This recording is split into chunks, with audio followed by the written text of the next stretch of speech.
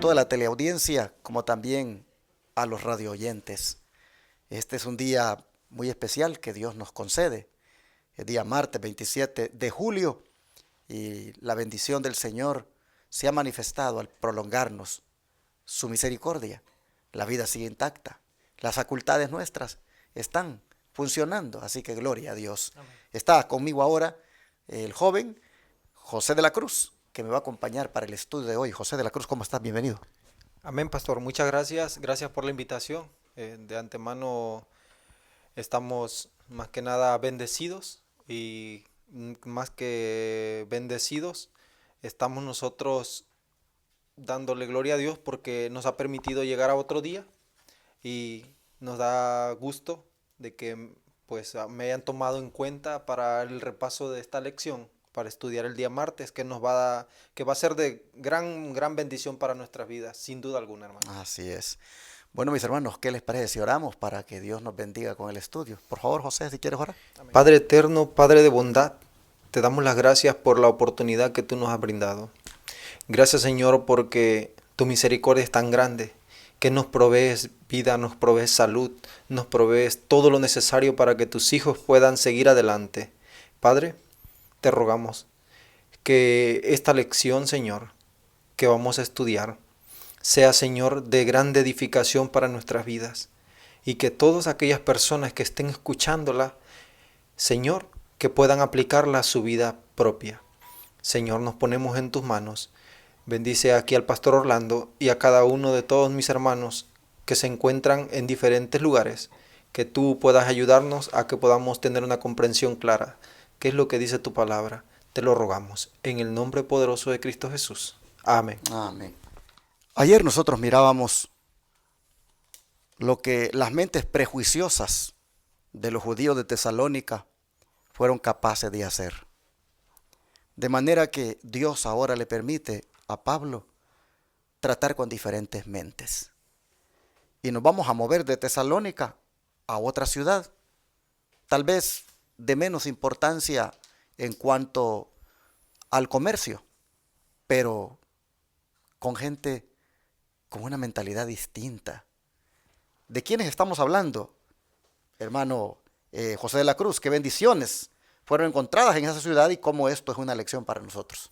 Amén. Sin duda conocemos la ciudad aquí narrada en el capítulo 17 a los Hechos, es la ciudad de Berea, los bereanos. Ellos eran personas que eran muy dedicados a la lectura, al estudio, entonces ellos tenían esa facultad que ellos podían, no cualquier persona llegaba a meterles cosas o llegaba a meterles cualquier doctrina o cualquier cosa para que ellos volvieran y cambiaran sus creencias. Y aquí lo vemos cuando Pablo llega. Leemos el Hechos 17, 10 al 12. Dice que inmediatamente los hermanos enviaron de noche a Pablo y a Silas hasta Berea. Y ellos, habiendo llegado, entraron en la sinagoga de los judíos. Y estos eran más nobles que los que estaban en Tesalónica, pues recibieron la palabra con toda solicitud, escudriñando cada día las escrituras para ver si estas cosas eran así. Así que creyeron muchos de ellos y mujeres griegas de distinción y no pocos hombres.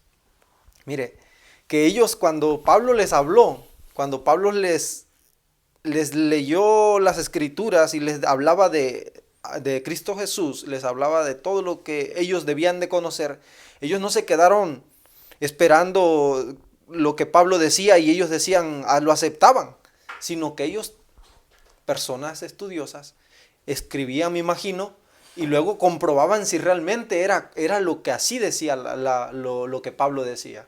¿Okay? Pero qué interesante la descripción que nos da aquí de los conversos que allí Pablo obtuvo. Sí. Habla de, nuevamente, mujeres griegas de distinción y no pocos hombres. Otra vez se destaca, hermanos, esto de las mujeres influyentes, mujeres económicamente pudientes. Parece que en Europa Dios tenía preparada a la mujer, sobre todo a estas que tenían ese poder adquisitivo y que iban a ser de bendición para la obra. Comenzando, como decíamos, con Lidia, la vendedora de púrpura. Pasamos a las mujeres que en Tesalónica, de la misma manera, muy nobles, dice, abrazaron el mensaje. Y ahora en Berea no es la excepción. Aquí encontramos otra vez mujeres griegas distinguidas, influyentes de la ciudad, que de la misma forma, hermanos, creen en el mensaje de nuestro Señor Jesucristo. Amén. Como dijo mi hermano José de la Cruz, siempre se ha destacado a lo largo de la historia la actitud de los hermanos de Berea. Como ellos, dice, con mucha solicitud, como ellos, hermanos, abrazaron el mensaje y escudriñando, ellos miraban si las cosas que Pablo decía eran como ellos decían. Dice que escudriñaban. ¿Qué es escudriñar? Es comparar por acá lo que dice con otra parte por acá. Es buscar, hermanos, en diferentes partes de la Escritura el respaldo de lo que tal o cual persona está diciendo. Así nosotros miramos que queda esta iglesia como ejemplar. Esta actitud de parte de los hermanos bereanos como la que nosotros debemos también siempre seguir cuando se trata de aprender algo. Siempre nosotros, hermanos y hermanas, no debemos quedarnos con lo que el pastor dice o con lo que tal o cual predicador dice. Debemos venir y escudriñar. Debemos venir y, como los bereanos, comprobar. Esto nosotros vemos que se destaca de ellos y vamos a mirar cómo el Espíritu de Profecía dice que debemos aplicar la enseñanza de esto para este tiempo. ¿Qué te parece si lees para nosotros la cita que viene a continuación del don profético? Amén. Dice, han ocurrido apostasías y el Señor ha permitido que asuntos de esa naturaleza se desarrollasen en el pasado a fin de mostrar con cuánta facilidad sus hijos serán descarriados cuando dependan de las palabras de los hombres en vez de investigar por sí mismos las Escrituras, como hicieron los nobles bereanos, para ver si esas cosas eran así. Escudriñe las Escrituras como nunca antes todo aquel que profese creer que el Señor viene pronto, pues Satanás está determinado a probar todo artificio posible para mantener las almas en tinieblas y cegar las mentes, para que no vean los peligros de los tiempos en que vivimos. Estudie su Biblia cada creyente con oración ferviente para que pueda ser iluminado por el Espíritu Santo en cuanto a lo que es verdad, a fin de que pueda saber más de Dios y de Jesucristo a quien Él ha enviado. Escudriñad las verdades como si fueran tesoros escondidos y chasquead al enemigo. El tiempo de prueba está precisamente delante de nosotros, pues el fuerte pregón del tercer ángel ya ha comenzado en la revelación de la justicia de Cristo, el Redentor que perdona los pecados. Este es el comienzo de la luz del ángel cuya gloria llenará toda la tierra. Esto es así porque la obra de cada uno a quien ha llegado el mensaje de amonestación es la de exaltar a Jesús, presentarlo al mundo. Lo encontramos en Joya de los Testimonios, ¿sí? En Mensajes Selectos, tomo 2, página 454 y en la 425, pero yo aquí subrayé 3 puntos importantes, que decía que escudriñe las Escrituras como nunca antes todo lo que profese creer, o sea, el cristiano, de que Cristo viene pronto, porque sabemos cuántas cosas hoy en día se dicen, de que Cristo viene en tal año, de que Cristo viene de una forma, que Cristo viene de otra. Quiero comentar algo para agregar a esto. Cuando este servidor conoció acerca del sábado, era una de las personas que cuando alguien me decía algo acerca del sábado, yo tenía que escribir y luego ir y comparar a mi casa para ver si esto realmente era así. Y así fue una de las formas de cómo yo fui descubriendo las verdades que decía en la Biblia y cómo yo estaba engañado. Mire, otro de los puntos. Dice, estudie su Biblia, cada creyente con oración ferviente, para que pueda ser iluminado por el Espíritu Santo en cuanto a lo que es verdad. Hermanos, un punto muy impreciso y muy importante que da la sierva del Señor. Estudiar, escudriñar, pedir la iluminación del Espíritu Santo para que todos nosotros podamos entender, comprender las amplias y claras verdades que nos dice en su palabra. Otro punto, dice, escudriñad las verdades como si fueran tesoros escondidos y chasquead al enemigo. Cuán importante es que nosotros sepamos las artimañas del enemigo, cómo el enemigo está queriendo trabajar para desviar nuestra mente, para que nosotros no estemos pendientes de lo que Dios dice en su palabra y cómo nuestra mente pueda desviarse en cuanto a la segunda venida de Cristo y en cuanto a otras doctrinas. Me llama la atención que diga la sierva del Señor que el fuerte pregón del tercer ángel ya ha comenzado. En la revelación de la justicia de Cristo, Amén. el Redentor que perdona los pecados. En la predicación de la justificación por la fe. Hermanos, allí ya ha comenzado el fuerte pregón del tercer ángel. Hemos estado por años proclamando que somos salvos por gracia. Hemos estado, hermanos, desde que tenemos, digamos, conocimiento del movimiento adventista en sus inicios, hemos estado viendo cómo la luz de la justificación por la fe, especialmente en el año 1888, se destacó. Y desde allí, a manera de fuerte pregón del mensaje del tercer ángel, se ha levantado ese estandarte de la justificación por la fe. Y cómo es de importante esto, porque esto surgió del escudriñamiento. Esto surgió de tener una actitud de veriano. Es decir, de ver por aquí y allá, examinar la Escritura.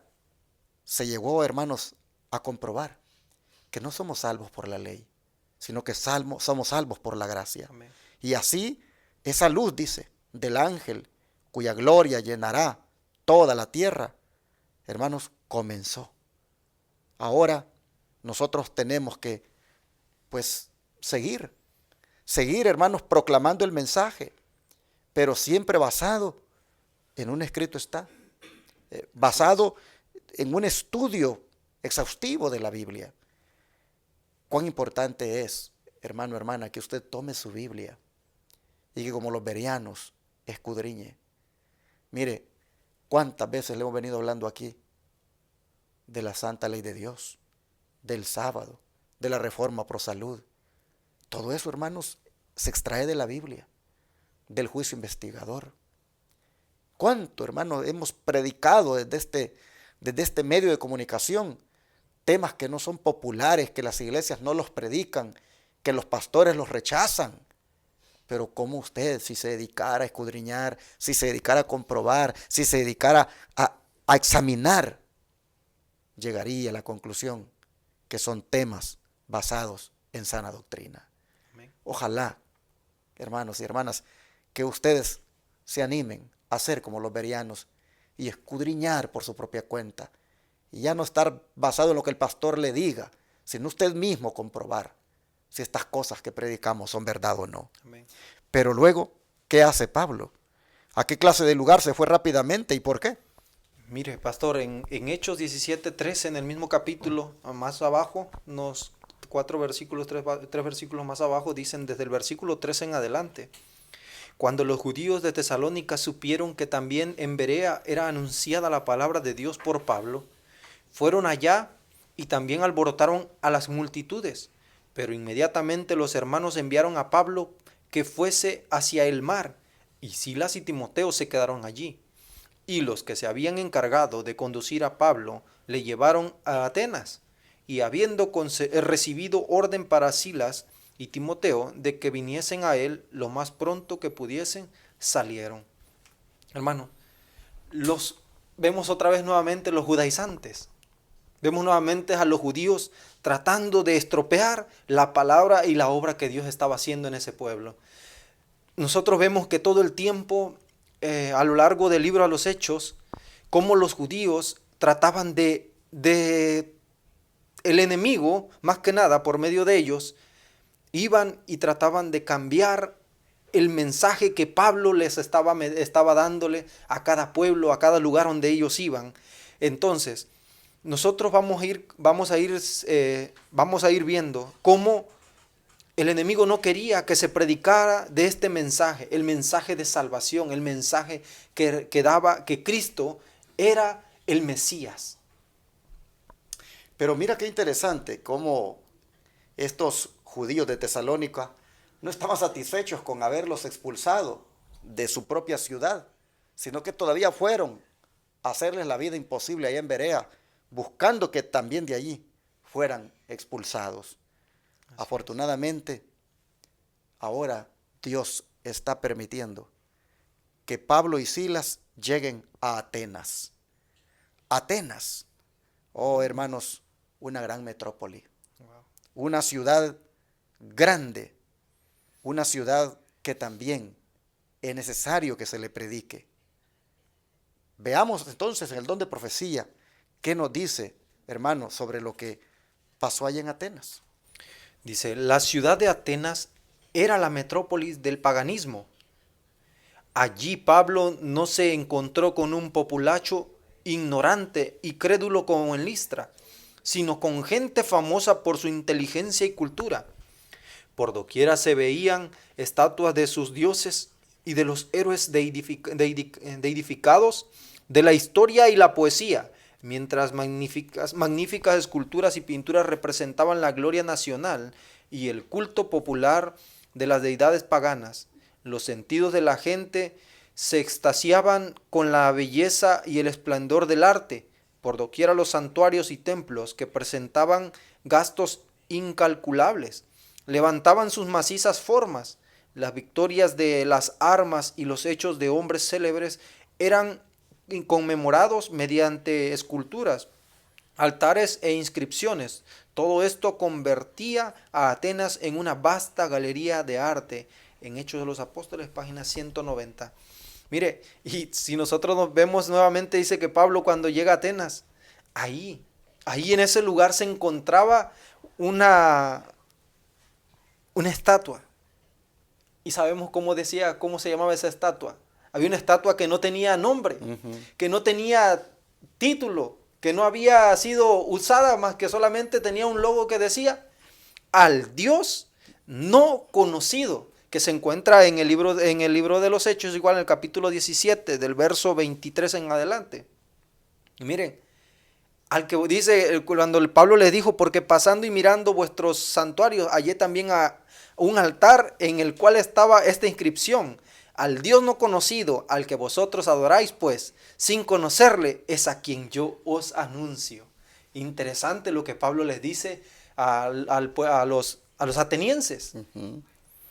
Bueno, mis hermanos, nosotros vemos entonces que ese lugar donde prevalece el paganismo, donde se adoran tantos dioses, esa metrópolis donde, hermanos, allí pues la sabiduría del hombre digámoslo así, se deidifica, se vuelve como una diosa. Allí nosotros vemos que Pablo es enviado. Sin duda, hermanos, las diferentes mentes con las que Pablo está tratando son al mismo tiempo para él un desafío. Porque miren cómo de Tesalónica, donde hay oposición, pasa a un lugar donde hay disposición para creer el mensaje.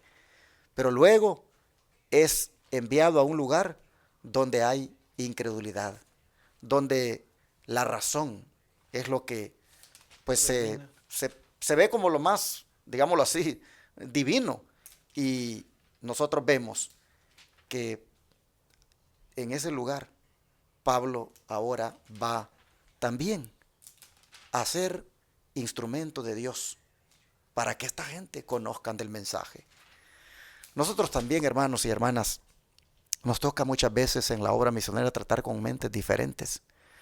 ¿Se han fijado que de repente encontramos gente que fácilmente nos abre la puerta y muy gustosamente reciben la palabra? Hay personas que no argumentan mucho y abrazan el mensaje. Pero de repente estamos, hermanos, tratando con alguien que es escéptico, es incrédulo y todo lo pone en duda. Y muchas veces hasta se cree importante por los grados académicos que tiene. Y vemos que nos es un poco más difícil tratar con esta persona. En otro lado vamos a encontrar gente completamente fanática a su iglesia, a su religión, y vamos a mirar la oposición. Personalmente, yo he podido experimentar esto. He tratado con personas de diferente clase y he visto la actitud. Hay algunos que lo que hacen es agarrarse de algún texto difícil de entender y lo cuestionan y tratan de inducir a los que están tal vez por ahí oyendo a que no crean lo que uno predica porque tal o cual texto para ellos es contradictorio. Otros, sin embargo, dicen, no, aquí no aceptamos propaganda protestante. Y así, hermanos, nosotros miramos que hay diferentes tipos de personas, diferentes tipos de mentes, pero yo creo que si Dios nos usa, si Dios, hermanos, nos acompaña en la obra, Él nos va a dar la sabiduría para saber cómo tratar a las personas, cómo manejarnos y cómo hablar y qué no hablar también. Así vemos que la ciudad de Atenas, entonces ahora, con esta actitud, Pablo va a tener que bregar con ellos y va a tener que predicarles, como lo vamos a ver mañana. Vamos a orar ahora para pedirle a Dios que nos ayude a que si nos toca este día tratar con diferentes mentes, o si haciendo la obra nos toca tratar con diferentes mentes, Dios nos dé, hermanos, de todas formas la gracia y el poder para hablarles a la gente. ¿Qué les parece? Oramos. Amén. Padre nuestro, te pedimos que nos ayudes para también nosotros ser usados por ti, y así cuando nos toque tratar con diferentes mentes, podamos hablar con sabiduría, actuar con sabiduría y poder, Señor, hablarles a las personas de todas maneras, independientemente de su trasfondo, que también cuando lo hagamos usemos de la prudencia, aún del tacto, pero que no dejemos de dar el mensaje. Te pedimos sobre todo que nos ayudes a la hora de escudriñar la palabra, de hacerlo con la actitud de los bereanos, es decir, de comparar, de examinar, y que todo mensaje o todo predicador que oigamos, nosotros, Señor, miremos verdaderamente si está bien respaldado lo que dice, al ver por nosotros mismos en la Escritura el punto o el tópico que está tratando. Rogamos, Señor, que nos des la actitud de los bereanos, pero también que nos ayudes para bregar con la gente de diferente forma cuando hagamos la obra. Todo esto, Señor, te lo rogamos en el nombre de Jesús. Amén.